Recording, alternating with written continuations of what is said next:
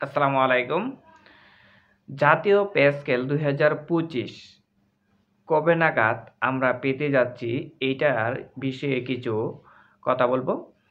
দেখেন, অন্তর্বর্তীকালীন সরকার কিন্তু মহার্ঘ ভাতা দেওয়ার উদ্যোগ নিয়েছিল। কিন্তু মহার্ঘ ভাতা বাতিল করে কিন্তু বিশেষ প্রণোদনা আমাদেরকে দিয়েছে। এই যে বিশেষ প্রণোদনাটা দিয়েছে, আমরা কিন্তু এখন পর্যন্ত কিন্তু বিশেষ প্রণোদনাটা অনেকেই হাতে পায় নাই, অর্থাৎ আমরা হাতে পাই নাই। তো বিশেষ প্রণোদনা পাওয়ার আগেই কিন্তু এই অন্তর্বর্তীকালীন সরকার কি করেছে? জাতীয় পে স্কেল ২০২৫ দেওয়ার জন্য কিন্তু পে কমিশন গঠন করেছে। এটা কিন্তু পজিটিভ, 100% পজিটিভ দিক।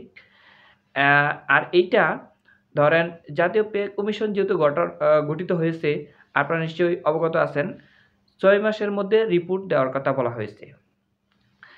এইখানে অন্তর্বর্তীকালীন সরকার যে আপনার বিশেষ প্রণোদনা দিয়েছেন, এইটা কিন্তু আমরা এখনো হাতে পাই নাই। একটা বিষয়, আমরা কিন্তু এইটা কিন্তু এখন পর্যন্ত যেহেতু হাতে পাই নাই, যদি অন্য কোনো সরকার হতো, তারা বলতো যে তোমাদেরকে এই বিশেষ প্রণোদনা দেওয়া হয়েছে, এইটা তোমরা ৬ মাস হজম করো, কিংবা তারপরে আমরা নির্বাচনের পূর্ববর্তী সময়ে কিংবা অন্য সময় পে স্কেল, জাতীয় পে স্কেল যে বিষয়টি, এটা দেখা যাবে। কিন্তু বর্তমান অন্তর্বর্তীকালীন সরকার, তাদের প্রশংসা করতেই হয়। ধরেন, আমাদেরকে যে জাতীয় পে স্কেল ২০২৫, এটা পে কমিশন যেহেতু গঠিত হয়েছে, আমরা পে কমিশন যেহেতু গঠিত হয়েছে, পে কমিশন গঠনের সদস্য যারা আছেন, তারা চাইলে কিন্তু ২-৩ মাসের মধ্যেই কিন্তু রিপোর্ট দিয়ে দিতে পারে। সর্বোচ্চ ৪ মাস লাগতে পারে। তো ৪ মাসের মধ্যে অবশ্যই রিপোর্ট তারা চাইলেই কিন্তু দিতে পারবে।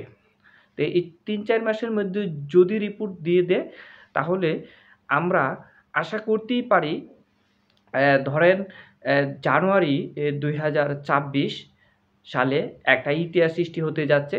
অর্থাৎ জাতীয় পে স্কেল ২০২৫ ইনশাল্লাহ কার্যকর হয়ে যাবে। আর সেটা নির্বাচনের পূর্বেই ইনশাল্লাহ কার্যকর হতে যাচ্ছে, আশা করা যায়।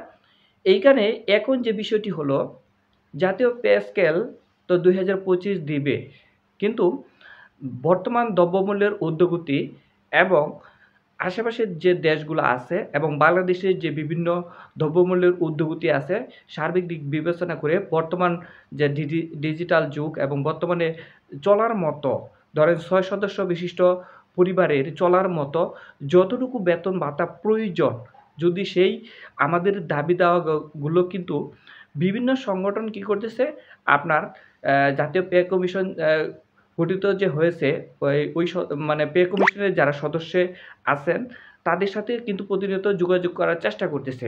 এবং অনলাইনে কিন্তু বিভিন্ন সংগঠন কি করতেছে, এই দাবি দাওয়াগুলা কিন্তু অনলাইনে পোস্ট করতেছে, অর্থাৎ জানান দিতেছে। আপনারা কি করবেন, যারা আমরা সরকারি কর্মকর্তা কর্মচারী আছি, আমরা এই বিভিন্ন দাবি দাওয়াগুলা কি করব, বেশি বেশি একটু শেয়ার করব এবং লাইক কমেন্ট শেয়ার করে মানুষকে জানান দিব। ধরেন, এই দাবি দাওয়াগুলা যদি ১,০০,০০০ মানুষের কাছেও পৌঁছা, এটা কিন্তু মোটামুটি একটা ভাইরাল হয়ে যায়। তাই মানে যেই পে কমিশন সম্পর্কে বলেন এবং যে কোনো বৈষম্য নিয়ে যদি কোনো কিছু আলোচনা করে, আপনারা বিষয়গুলো একটু শেয়ার করে ছড়িয়ে দেওয়ার চেষ্টা করবেন, যাতে করে আপনার এগুলা মানুষের কাছে পৌঁছায় এবং বিভিন্ন সরকারি কর্মকর্তা কর্মচারী যারা আছে এবং বিশেষ করে যারা পে কমিশনের দায়িত্বে আছে, তাদের কাছেও যাতে পৌঁছে যায়। যে কোনো বিষয় কিন্তু অনলাইনে চড়াচড়ি হয়ে গেলে, আলোচনায় আসলে সেটা কিন্তু দ্রুত কার্যকর হয়। এবং আমরা যারা সরকারি কর্মকর্তা কর্মচারী আছি, আমরা কিন্তু চাইতেছি যাতে জাতীয় নির্বাচন যে সামনে হবে, এই নির্বাচনের পূর্বেই 100% আপনার জাতীয় পে স্কেল ২০২৫ এটা দিয়ে দেওয়া হয়।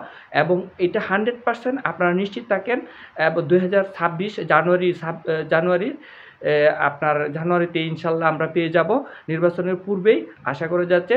তাই সর্বশেষ আপনাদের প্রতি একটা বিশেষ অনুরোধ থাকবে, আপনারা অবশ্যই মানে পে স্কেলের বিভিন্ন যে দাবি দাওয়াগুলো আছে, অবশ্যই এগুলো একটু বেশি বেশি শেয়ার করবেন। এবং আপনারা মানে পে স্কেলটা কীরকম হলে মানে সবার জন্য একটা সর্বজনীন গ্রহণযোগ্য পে স্কেল হবে, এরকম এই ভিডিওটি যদি ইউটিউব চ্যানেল থেকে দেখে থাকেন চ্যানেলটিকে সাবস্ক্রাইব করে অবশ্যই কমেন্টে জানাবেন, এবং ফেসবুক পেজ থেকে দেখে থাকলে ফেসবুক পেজটিকে ফলো দিয়ে অবশ্যই আপনার মতামত জানাবেন।